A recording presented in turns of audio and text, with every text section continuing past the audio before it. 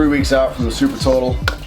I think it's time to bring this back to the gym now. They'll be able to have this like on display for the last few weeks leading up to the meet, build some excitement for everybody. I think that's kind of cool. So today we return this today. The old wall takes a big old hit. Take it in one last time. It's pretty legit. Like it even clasps around the waist like a normal belt. No, now it's out of the frame. You see it, right? Pretty badass.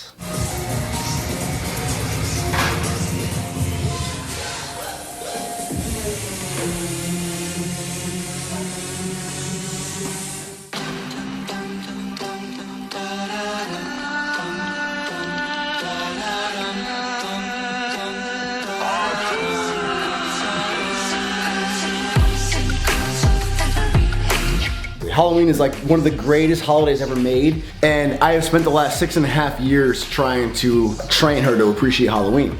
And finally we've reached common ground. So for years, she never really cared about dressing up, she kind of hated it. Finally though, she decided she'd be down to dress up as Disney characters, Cinderella and Prince Charming. That is a breakthrough. The fact that she is excited and willing to dress up into a couples-oriented theme, I was down to meet in the middle for that, so we bought costumes, and my sister is having a Halloween themed party at her place. Proud of my sister.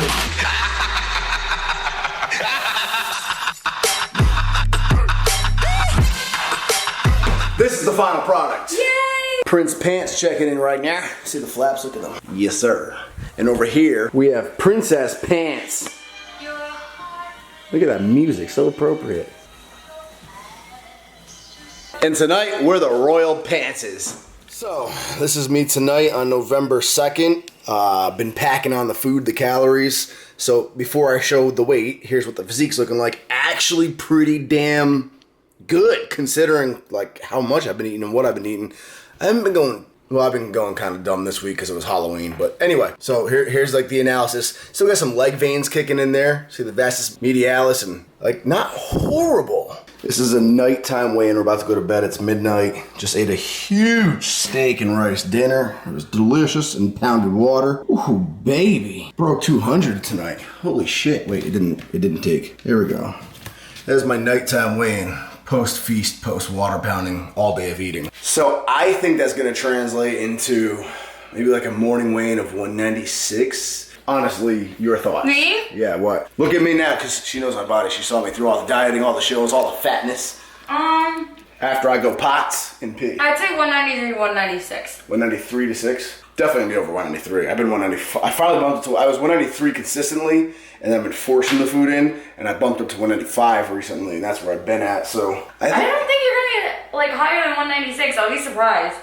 That's about where I put it, 296. Stay tuned. Ooh, look at that. Who called it? Morning weigh-in of just under 196. So the goal is to have that morning weigh-in be around 198 in 3 weeks when I compete. So I'm officially at 195er, almost 196er, and this is why you always weigh yourself first thing upon waking up. So it's lunchtime on this beautiful rainy day. Got the sliding door open so you can hear the pitter-patter of rain. Soothing. Making steak. It's not a super high-end fancy cut of steak. So it's just for lunchtime, and it's kind of a casual meal. So I cook it, basically the way I cook a nice steak, sear it on one side, keep it really rare. The goal for keeping it rare is to make it so we can heat it up a little bit when we eat it later on and not have it suddenly be overcooked. I mix up white rice with a little bit of goat cheese. A little bit goes a long way. Melt the goat cheese and the rice separate so the goat cheese can mix all around. Then add your steak, and then just add like a quick 20 to 30 seconds in the microwave to heat the steak up along with it. It comes out looking a little more medium rare, not so like the cow's gonna moo like I just had it. And it's pretty perfect for lunchtime anyway, for a post-workout lunch. Plot twist, I'm back down to 193. Yes. I think that weigh-in was like Monday, and it's Wednesday, and I ate lighter accidentally one day, and bam! That's right.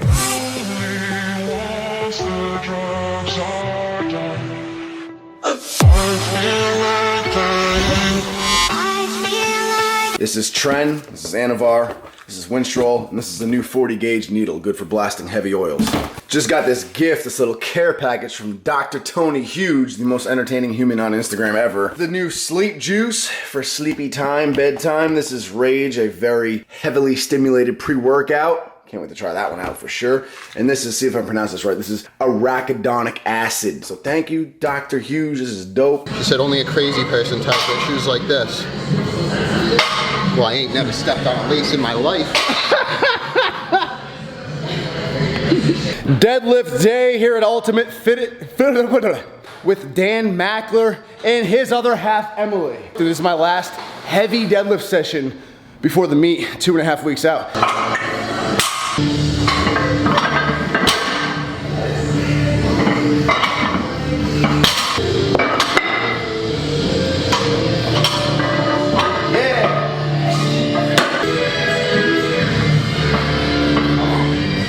Up, up, up. Good shit.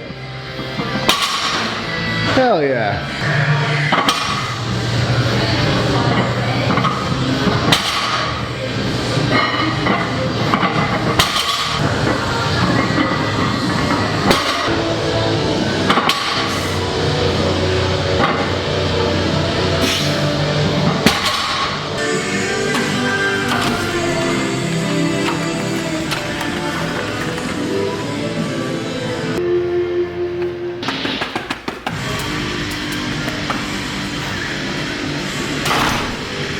That's it.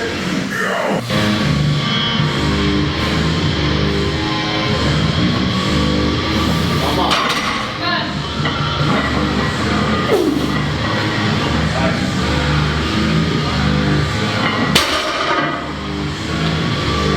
I must have gripped it uneven. It felt lopsided. 585 pounds, 265 kilos, 6 plates per side. Move pretty awesome. Sad thing about deadlifts is they're the one lift that really isn't affected by body weight, so I can actually deadlift the same amount. Like I can pull this amount of weight just as easily when I weigh in the 170s.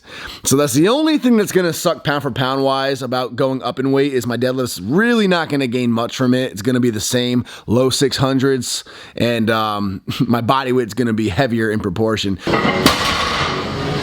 I also want to everybody just thank Josh when you see him when you visit, because he puts up with me. He let me move the combo rack and the weight tree. The weight tree's over here, combo rack's over there, just so I could film this final deadlift session. So thank you, Josh. Because I love you, buddy. Thank you, dude. I love you too. Yeah, I was just doing this voiceover and like, look at this vein right here. Damn, man, some vascularity coming out. We got it in that arm too. This is how I do my voiceovers, by the way. I use this mic on this camera because I've bought those mics, those little, like, I don't ever know how to calibrate those mics to get them to sound perfect. And then this mic always ends up sounding way cleaner. And then I go to some sound deadened area like the bed and I speak facing into the pillows and the leather headboard. So it's nice acoustics. Now you know.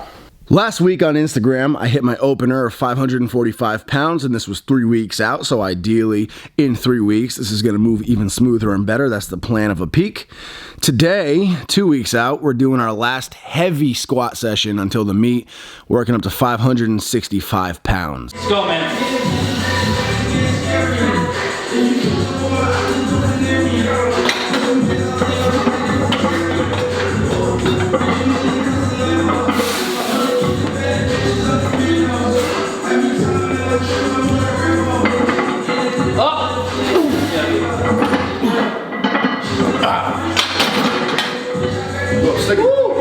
So not bad, not great. Let's compare it to when I did 565 back in August, 2 weeks out from hitting that 585 squat with Mark Bell.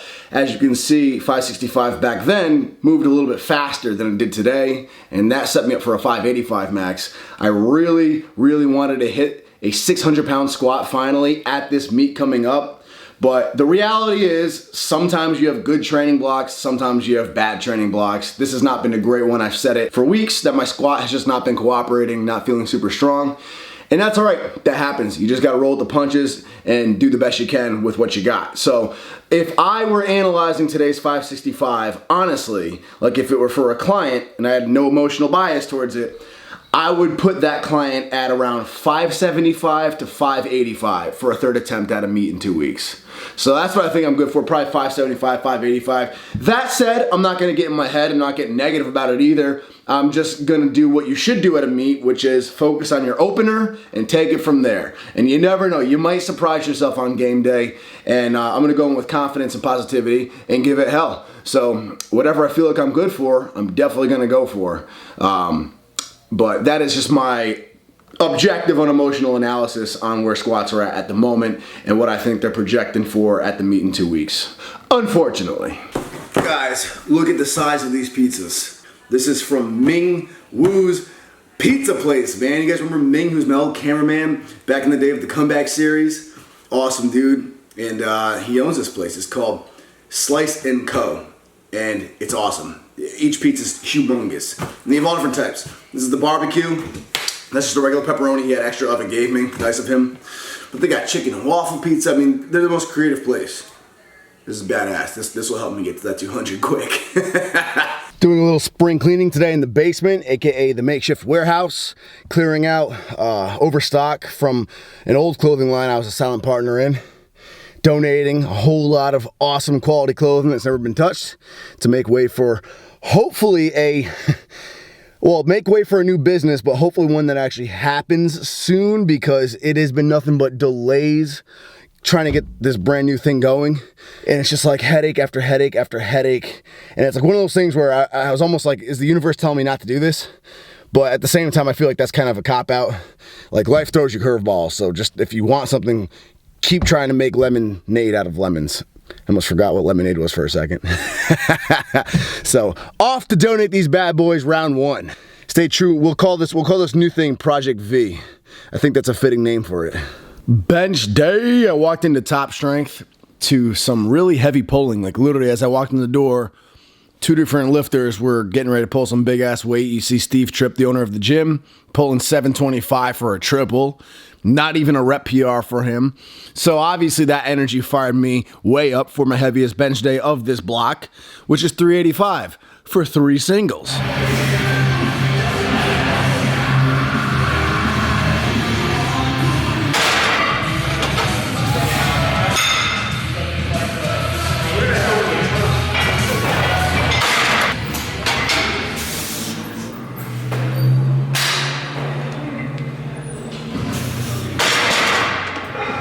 So if you're digging that fucking outfit, Alpha Clothing, link in the info box below. And if you've enjoyed this video, please give it a thumbs up. Hit that notification button to get notified when I upload videos. And this might be my last video until the meet. So until then, guys, enjoy. I don't make meet predictions. I think it's horrible luck. And I think it's a bad way to focus on a meet too, getting numbers stuck in your head. It's a dangerous game. But this prep has not been going fantastic. And the only reason I'm actually doing this meet, because normally if training wasn't going well like this, I'd actually just pull out of a meet because I'm very competitive with myself. I want to do better at every meet that I do. But the only reason I'm sticking with it is because I'm the belt holder, so it's only right that I go and defend it. Just to give the belt up and not compete just because training's not going well would be bitch made in my opinion. So I'm going to go there and fight for it. But because it's not going well, I actually am okay with making predictions. I'm going to go for gold and go for whatever I can on game day, but I think conservatively, squat's going to land around 575 to 595. Bench is probably going to land around 385 with the commands and everything. I'd love to hit 405 in this meet, but I don't think it's going to be there.